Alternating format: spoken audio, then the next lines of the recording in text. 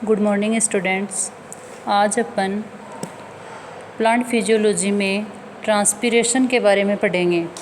जैसा कि आप लोग जानते हैं कि प्लांट्स रूट सिस्टम के द्वारा सॉइल से भारी मात्रा में जल का अवशोषण करते हैं और यह अवशोषित जल है ये जड़ों से प्लांट्स के विभिन्न भागों अंगों तक पहुंचता है। उसका थोड़ी मात्रा ही क्या है वो अपनी जैविक क्रियाओं में प्रयुक्त करते हैं। बाकी जो शेष जल होता है वो वायुमंडल में वाष्प के रूप में वाष्पित हो जाता है, तो उसी को अपन ट्रांसपीरेशन कहते हैं। तो ट्रांसपीरेशन क्या होता है?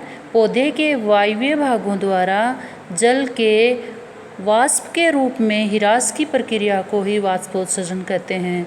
यानी उनके वायवीय भागों से जो जल वाष्प के रूप में लोश होता है उसको ट्रांसपीरेशन कहते हैं।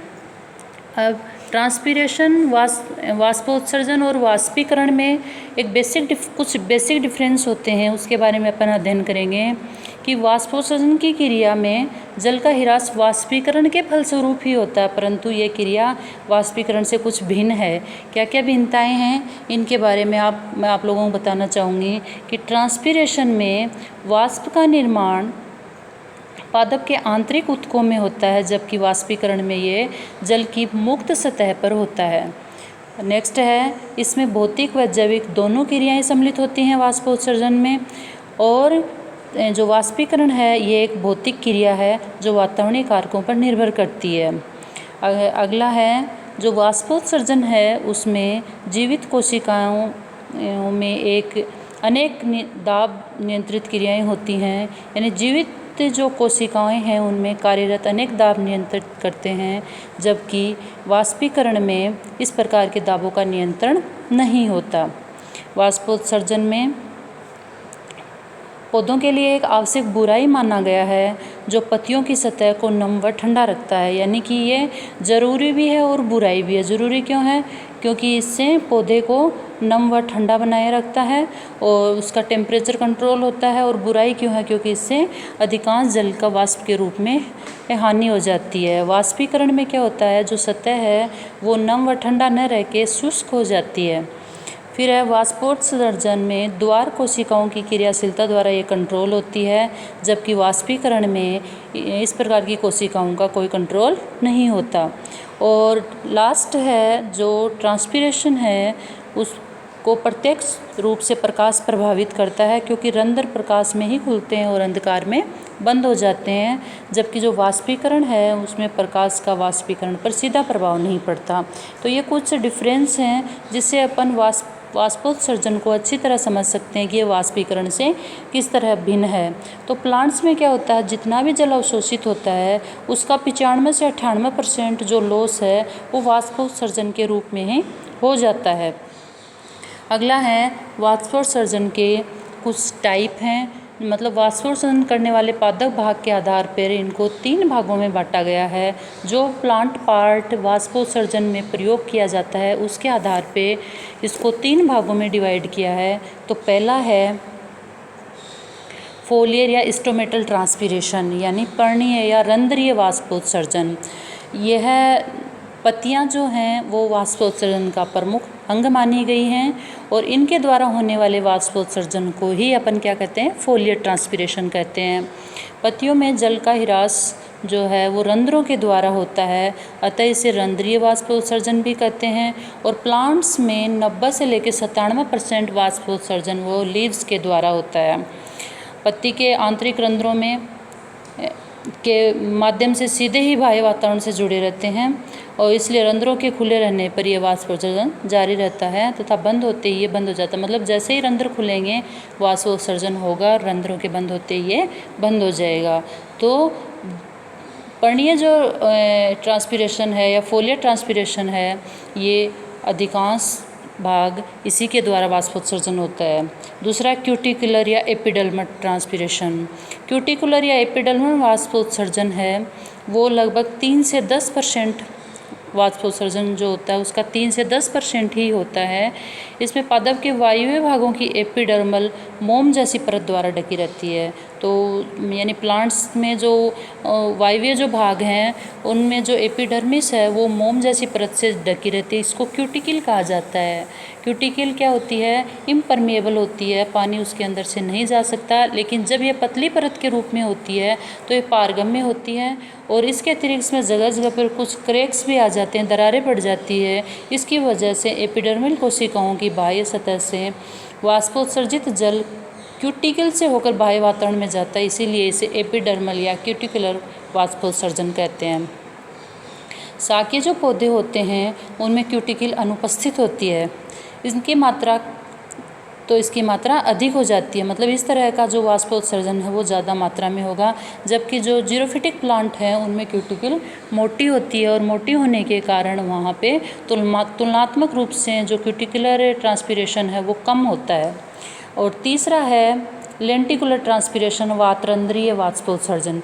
जो काष्ठीय जो पौधे हैं उनके अंदर क्या होता है, उनके जो तने और फल हैं उनकी सतह पर छाल में अनेक विशिष्ट छिद्र उपस्थित होते हैं जिन्हें लेंटिसेल्स या वातरंध्र कहते हैं। और इनके अंतर्कोशिकीय अवकाश युक्त मर्दूतकी कोशिकाएं इनमें उपस्थित होती हैं जिन्हें कॉम्प्लीमेंट्री सेल कहा जाता है। और इन कोशिकाओं में जलवाष्प के रूप में धीरे धीरे बाह्य वातावरण में विसरित होता रहता है। इसको लेंटिकुलर ट्रांसपीरेशन कहते हैं। वाष्पोत्सर्जन की भी इसमें सतत जारी रहता है, यानी कि ये जो रंध्र हैं हमेशा खुले रहते हैं और इसकी मात्रा बहुत कम होती है, लगभग 0.1%। तो सबसे अधिक मात्रा में अगर देखें तो जो फोलियर ट्रांसपीरेशन है वो सबसे ज़्यादा मात्रा में होगा, जो 90 से 97% है। क्यूटिकुलर जो है वो 3 से 10% है और जो लेंटिकुलर ट्रांसपीरेशन है वो 0.1% है।